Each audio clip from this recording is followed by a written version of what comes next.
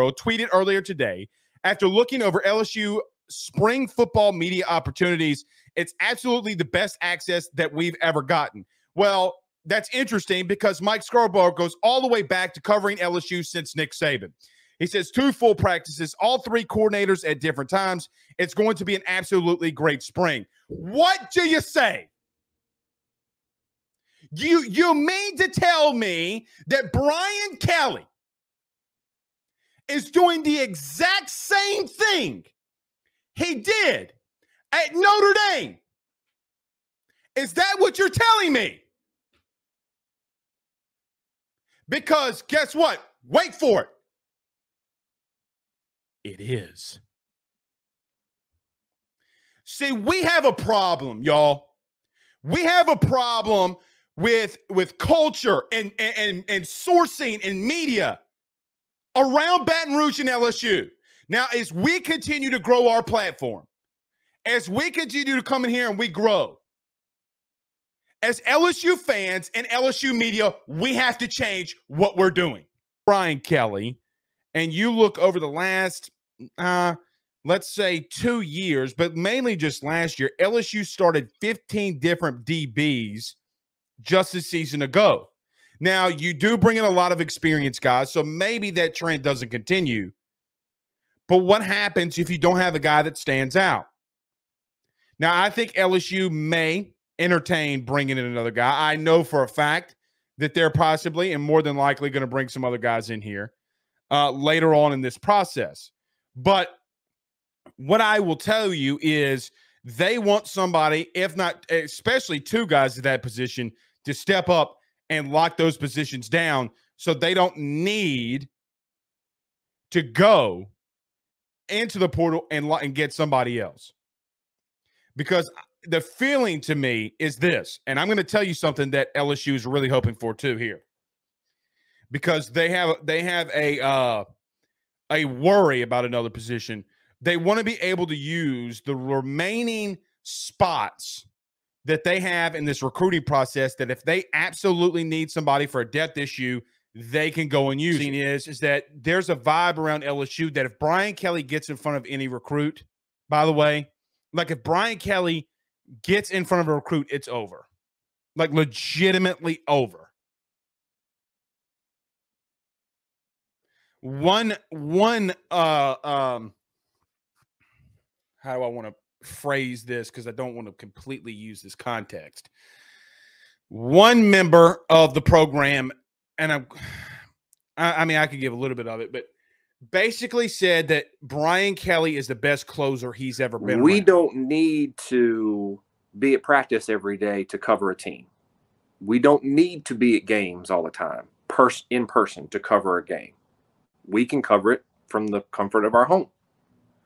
We can. You're a prime example of that. Correct. You know?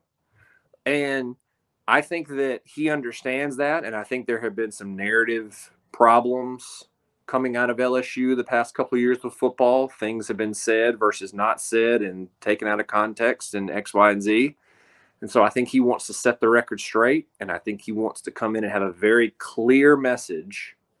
This is what we want. This is what we're going to do. And I'm an open book. I think that's the thing, is Brian Kelly has been very open with us when we've talked to him. You know, when we've talked to him. And I've heard that from coaches on staff. There has been a clear line of communication, and they do have with Scott Woodward for basketball. I think it's going to take a coach that is obviously a huge name, because Scott Woodward is not going to go for Joe Blow down at Louisiana Sisters of the Poor to come and coach LSU. It's just not going to happen. So you need someone that's a big name, that's going to attract kids there, but also have the intellectual capital to know this is what I'm dealing with, but I can also get it to where we want to go. I was waiting for it.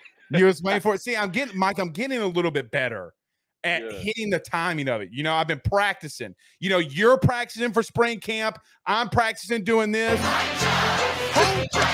It's just absolutely amazing. But my brother, what's going on tonight, my man? How you doing?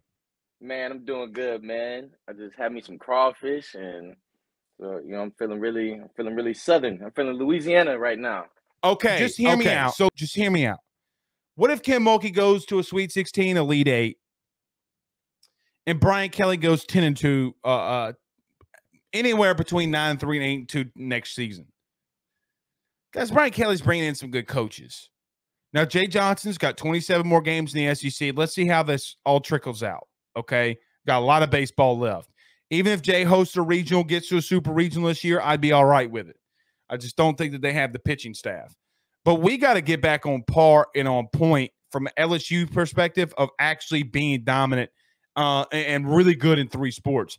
Guys, for the last couple of years, we have not been good at all. Not really. I mean, the most success that we've had over the last 3 years is from Paul Maneri and the LSU baseball team, who went 13-17 in the SEC, and the worst that he did was get to a super regional against Tennessee. We have to get better. We have to get back to that. That's why I say when Will Wade was fired and we lost to Iowa State, that it was kind of like a sigh of relief for me. Like, hey man, let's finally move on. Get Coach Mack or Tony Bennett or somebody to that caliber up in here, and let's move forward. But this whole losing and being a loser, it's not okay with me. It's not okay with me, and it shouldn't be good with you either. Absolutely. He doesn't get a pass right now for what's going on in the field. It's crazy because people are calling for Jordan Thompson to be pulled, but then he comes up in the next half inning, he gets a huge base hit, and then you score a run in the inning. But the fielding is so bad. I mean, I don't think Jay Johnson and them aren't working on it though. I don't really know the answer, man. I mean, Jordan Thompson he doesn't set his feet, his arm. I mean, it's like he's kind of trying to play like in a realm where that he could just have the swag and not go through the fundamentals. That first inning error was on that relay was so damn bad, y'all. So damn bad, y'all.